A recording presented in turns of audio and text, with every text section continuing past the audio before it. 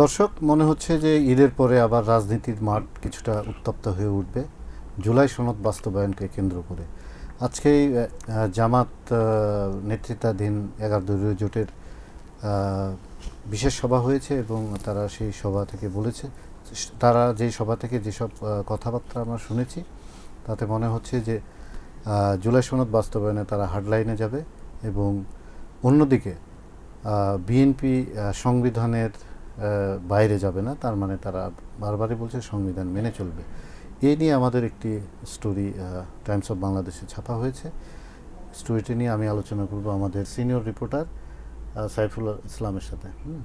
সাইফুল, আসলেই কি ঈদের পরে রাজনীতির মাঠ উত্তপ্ত হবে, কি মনে হচ্ছে? আজকে বিরোধী দলের যে জরুরি সভা ছিল, বিরোধী দল বিশেষ করে 11 দলীয় নির্বাচনী ঐক্য জামাত ইসলামের নেতৃত্বাধীন যে নির্বাচন জোট ছিল, সেই জোটের আজকে বিশেষ বৈঠক ছিল। এই বৈঠক অনুষ্ঠিত হওয়ার পরপরই আমরা একটি ব্রিফিং দেখতে পেয়েছি। সেখানে আগে থেকে তারা পূর্ব নির্ধারিত ব্রিফিং আয়োজন করেছিল, আমরা উপস্থিত ছিলাম সেই ব্রিফিংয়ে। সেখান থেকে তারা যেটি বলার চেষ্টা করেছেন সেটি হচ্ছে যে ইতিমধ্যে যে সংসদ সদস্য হিসেবে তাদের শপথের 1 মাস পেরিয়ে যাচ্ছে আগামী কাল। সেক্ষেত্রে তারা যেটি বলার চেষ্টা করেছেন যে জুলাই সনদ যদি বাস্তবায়ন করতে হয় তাহলে সংবিধান সংস্কার পরিষদের সভা করতে হবে 30 দিনের মধ্যে। সেই 30 দিন তাদের কালকে পার হচ্ছে। বিএনপি এখনও পর্যন্ত সেই লাইনে হাঁটছে না, কিংবা তারা এখন পর্যন্ত শপথই নেয়নি। সেই শপথ না নেওয়ার কারণে তাহলে বিষয়টা তো ঝুলে গেল। এখন বিরোধী দল মনে করছে বিএনপি এটা ঝুলে দেওয়ার চেষ্টা করছে, কিংবা তারা তাদের মতো ইচ্ছা করে বাস্তবায়ন করবে কিংবা করবে না, সেটা নিয়ে তাদের মধ্যে এক প্রকার সংশয় সন্দেহ তৈরি হয়েছে। সেই জায়গা থেকে তারা বলার চেষ্টা করেছেন যে এক্ষেত্রে একই দিনে 2টি ভোট হয়েছে। গণভোটের যে রায়, সেই রায়ে প্রায় 70% কাছাকাছি ভোট পেয়ে হা ভোট জয়যুক্ত হয়েছে। এটি বাস্তবায়ন না করার কোনো ইখতিয়ার বা কোনো ক্ষমতা বিএনপির নাই। এটি জনগণের রায়। তো কিন্তু ধরেন হামিদুর রহমান আজাদের বক্তব্যকে কেন্দ্র করে আমরা বেশ কিছু মিডিয়াতে যে রিপোর্ট দেখলাম, পরে দেখা গেল সেটি বিভ্রান্তিকর। মানে এরকম হওয়ার কারণটা কি? এখানে আসলে মিস লিডিং একটি বিষয় হয়েছে। সেটি হচ্ছে যে হামিদুর রহমান আজাদ যেটি বলবার চেষ্টা করেছেন যে জুলাই সনদ অনুযায়ী অবশ্যই 30 দিনের মধ্যে সংবিধান সংস্কার পরিষদের সভা ডাকতে হবে। যেহেতু 30 দিন আগেই, আগামীকাল 30 দিন পূর্ণ হচ্ছে সংসদের যারা শপথ নিয়েছিলেন 2টি শপথের, সেক্ষেত্রে কালই তাদের শেষ দিন হচ্ছে সংবিধান সংস্কার পরিষদের সভা ডাকার।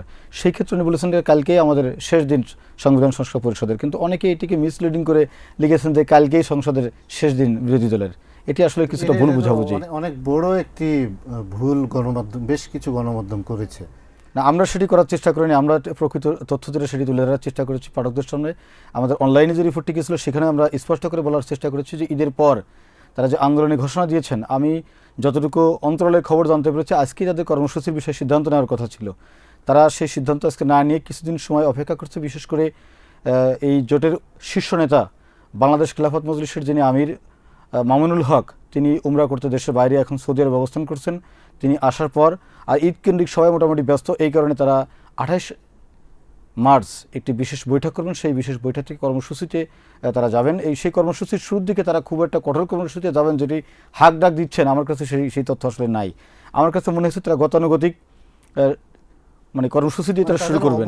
জুলাই সনদ বাস্তবায়নে তাদের অবস্থানটা হবে অনেক শক্ত, কিন্তু আন্দোলন কর্মসূচি এখনই শক্ত কোনো দিবে বলে মনে হয়। আমি বেশ কয়েকজন শীর্ষ নেতার সঙ্গে কথা বলার চেষ্টা করেছি। তারা আমাদেরকে যেমনটি জানিয়েছেন যে অবশ্যই তারা জনগণের যে ম্যান্ডেট সেটি বাস্তবায়ন করার জন্য সংসদেও কথা বলবেন, সংসদের বাইরে রাজপথের আন্দোলনে থাকবেন। কিন্তু কালকেই যে তারা ব্লকেট করবেন কিংবা কঠোর কোনো কর্মসূচিতে যাবেন, এরকম কোনো চিত্রকে, এরকম কোনো চিন্তাভাবনা তাদের মধ্যে এখনও পর্যন্ত আমরা খুঁজে পাইনি। বিএনপির তরফ থেকে কতটুকু জানেন? বিএনপির সাথে আমরা কথা বলার চেষ্টা করেছি, আমি বেশ কয়েকজন নেতার সাথে কথা বলেছি।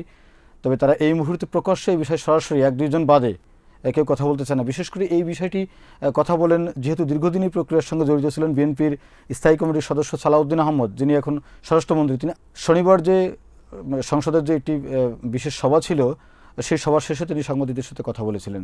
তিনি বলেছেন যে তারা সংসদীয় যে ব্যবস্থা, বিশেষ করে সংসদে তারা আলোচনা করবেন এবং সংবিধানে এই বিষয় পুরোপুরি অন্তর্ভুক্ত না হওয়া পর্যন্ত তারা এই বিষয়ে কোনো ডিসিশন নেবেন না। আন্দোলনের কথাও বিরোধী দল যে আন্দোলন করার হুমকি দিয়েছে সেই বিষয়ে তাকে প্রশ্ন করা হয়েছিল।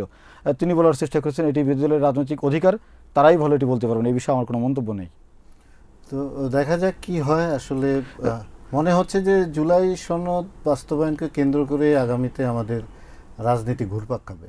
সেরকমটি মনে হচ্ছে। সে পর্যন্ত আমরা এখন পর্যন্ত প্রত্যেক বছর যে বিএনপির আন্দোলনের মতন ঈদের পরে আন্দোলন, এবারও বিরোধী দলের সে আন্দোলন কি ঈদের পরে প্রকৃতপক্ষে কোনো আন্দোলন হবে নাকি কথার মধ্যে সেই কথার ফুলঝুরি থেকে থাকবে, সেটি আমাদের দেখতে হবে। দেখার বিষয়।